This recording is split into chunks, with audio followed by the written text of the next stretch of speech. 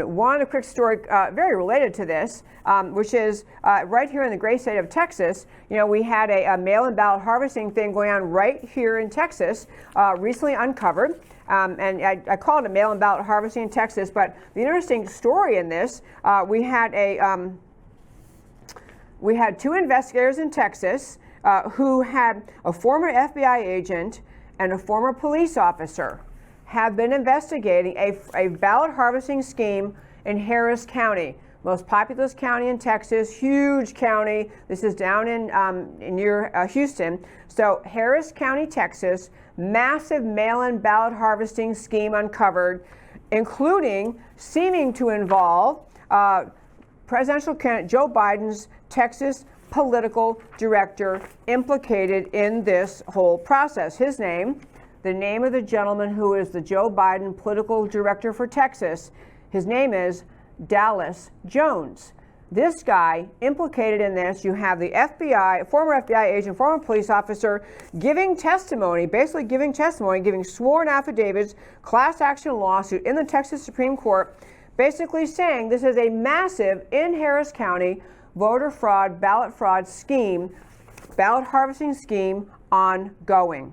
They actually named other people potentially involved, alleged to be involved in the ballot harvesting operation. And those people include District 13 Texas State Senator Boris Miles, who is the handler for this guy, Dallas Jones, political consultant Gerald Womack, and Precinct 1 Harris County Commissioner Rodney Ellis. So they have in their possession, here's what these people have told these people who are bringing this lawsuit, who are explaining what's happening. These former FBI, former police officer said, I have in my possession videotaped interviews of witnesses attesting to the aforementioned people having groups of people completing thousands of absentee and mail-in ballots, including completing ballots for deceased individuals, illegally going off to nursing homes with the complicity of the nursing home staff, and filling out and forging signatures of nursing home residents,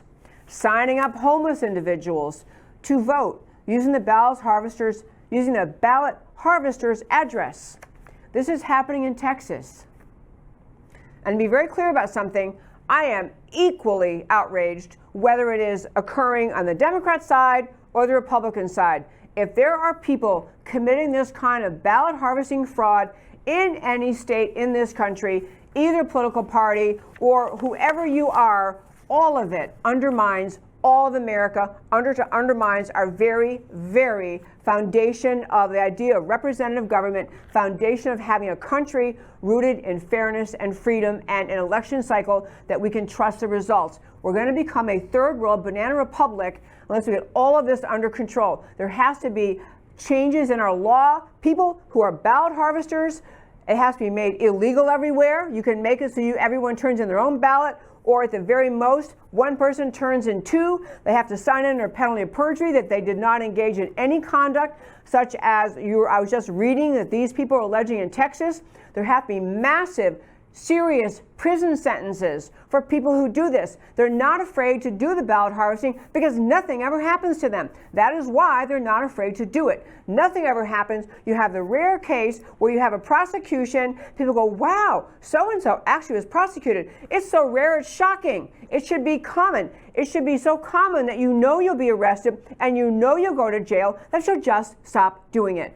One last piece on this story, it's all related to this vote fraud stuff. My topic for today has to do with this. There's a lawyer who worked in the 2000, you may recall, 20 years ago now, in the year 2000, there was a big battle after our presidential election between Bush and Gore, George Bush and former Vice President Al Gore. And that case went on and on, many, many issues related to basically counting ballots, the whole hanging chads in Florida thing. But one of the lawyers involved in that is named Thomas Spencer. And he gave an interview, and what he was talking about in this interview was not really the Bush-Gore thing, but he's talking about what he uncovered as he worked on that case, understanding how vote fraud works, what the methods are. And I want to just tell you his language, what he says. He is now vice president. He's vice president of the Lawyers Democracy Fund, and he warned about the existence of a criminal underworld that perpetrates and perpetuates voter fraud. He talks about an underworld out there. It trades on ballots and forgeries. They prey on old folks or people in very poor communities. It's a huge problem. It's one of those subterranean, meaning below the surface, below the ground, nobody ever sees it, subterranean problems where it's very difficult to find out who these people are. He went through some of the examples a lot of us know already. The New York Post article about a Democrat political operative confessed to engaging in voter fraud for decades.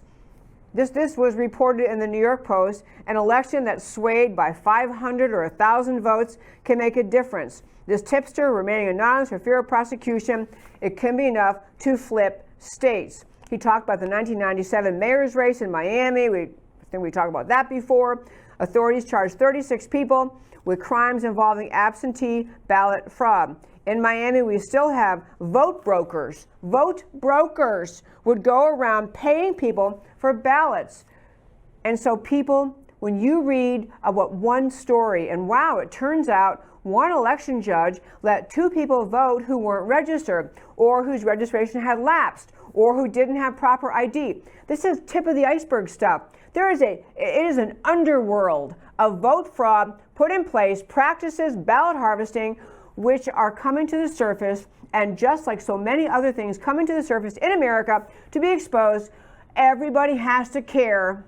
Everybody has to speak up about it, or it will never change. It will never change.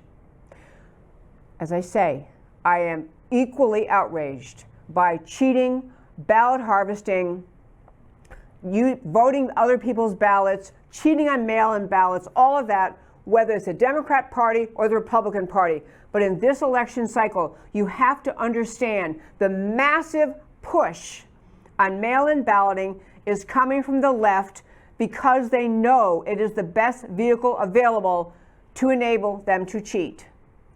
The left in this country, the Democrat media mob in this country, is so dedicated, so determined, so they will never rest until they can get rid of Donald Trump.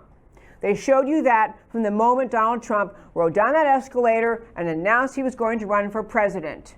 Since that day, you've had people on the radical left in this country trying to destroy him, and we all watched the FBI, DOJ corruption. They're going after him from inside our government under the Obama administration, and all of the leftists under him, under Obama, in the DOJ, FBI, going after Trump. We watched the Russia collusion hoax. We watched the entire impeachment farce. We watched attack after attack after attack.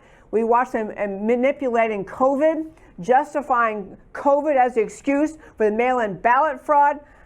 I am saying that in this election cycle, the left has never been more motivated than they are this time in this election cycle in 2020 to do whatever it takes to get rid of Donald Trump, not just because they want a D and not an R in the White House, but because the Trump administration has been so successful in pushing the agenda of restoring America, restoring the greatness of America, restoring love of America, and exposing the swamp in Washington as no other person ever has in that White House. And you have a president who, when he went to Washington, it was kind of like, you know what, we're going to turn the lights on, and the rats and the cockroaches are scurrying to the corners, trying to be hidden and trying to get rid of that guy who turned the lights on. That's what's happening in vote fraud in this country in this election cycle, and that is why it's so important in every single instance to push maximum prosecution, change in laws, maximum punishment, long jail terms for people who commit vote fraud, ending ballot harvesting, everything possible has to be put into play. Every challenge should be made when the left is going to, because what they're going to do between November 3rd, the real election day, and whenever we finally get to an answer, is going to be to push for the mail-in ballots to have no validity, no justification, to push for those to be counted, and to somehow and in some way manipulate the entire election process to make sure they can finally get rid of Donald Trump, the arch enemy of the radical left in this country.